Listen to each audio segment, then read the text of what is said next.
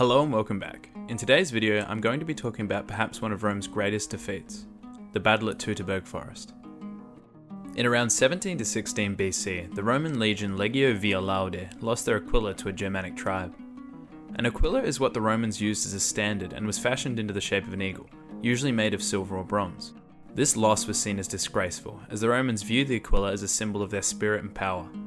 This loss displayed to the emperor at the time Augustus that the front lines into Germania needed to be secured and the inhabitants pacified. For this to be accomplished, Augustus sent his adopted son Drusus to lead a Roman force into Germania. On arrival, Drusus split his men into two separate armies, one being called Germania Superior and the other being called Germania Inferior. He naturally was going to be at the head of Germania Superior. Drusus and his army of Germania Superior marched all the way to the Elbe River in modern-day Germany.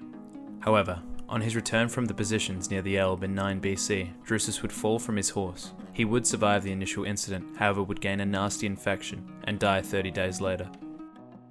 With the absence of Drusus, Augustus appointed Tiberius, his other adopted son and future emperor of Rome, as the commander of the campaigns in Germania. Tiberius would use the Germania Superior forces to police the local population in case of insurrection, but would eventually be ordered by Augustus to continue the conquest of further German lands. Tiberius would begin planning the further expansion, however would be pulled away from Germania due to the Bellum Baetonianum, a revolt of the local peoples in the Roman province of Illyricum. This left Germania to the pseudo-governor of the area, Publius Quintilius Varus, and his Germania Inferior forces. Varus, while Tiberius was gone, went about continuing to police the local Germanic tribes. He also collected taxes from the people in the name of Rome. This occupation and strict taxation was something that was deeply loathed by the German people. However, no one hated it more than Arminius. Arminius was originally a member of the Cherusci tribe, but he had spent much of his life living in Rome as a hostage, an incredibly common practice back in those times. There in Rome he would achieve citizenship and even reach the prestigious and sought-after rank of eques, or Roman knight. Arminius, however, would choose to return to his home with the Cherusci, and with them began harbouring a deep hatred of Roman occupation. For a while he would work for the Romans, translating and sending messages between them and the heads of Germanic tribes. This job allowed him to meet with and build bonds with important and powerful Germanic leaders, whom he could later persuade to join his rebellion. In the autumn of 9 BC, Arminius had met with Quintilius Varus and told him that there was a revolt breaking out in the northwest lands controlled by the Bructeri. Varus believed these claims despite the judgment of others that had stated that Arminius was a traitor.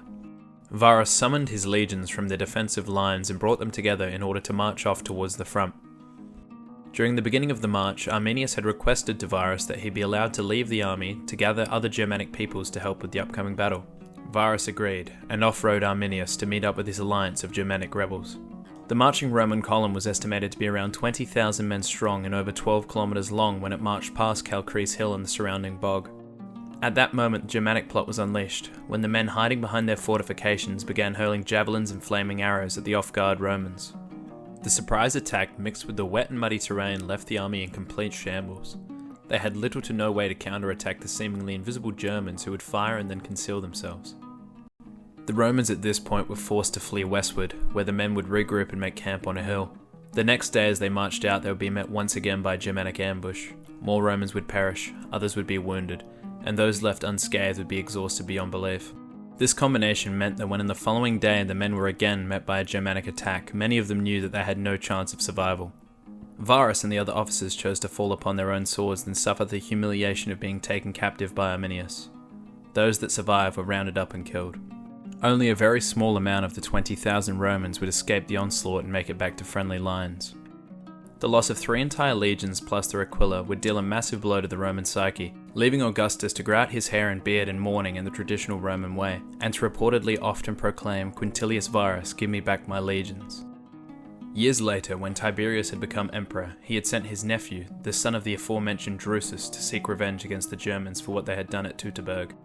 The nephew was successful as the corpses of the slain Romans were buried and some of their aquila returned. For his achievements in these campaigns, he was given the name Germanicus. Thank you all for watching to the end. I hope you enjoyed my rambling and perhaps even learnt something new. If you did, maybe consider liking and subscribing. Anyway, I hope to see you in the next one. Goodbye for now.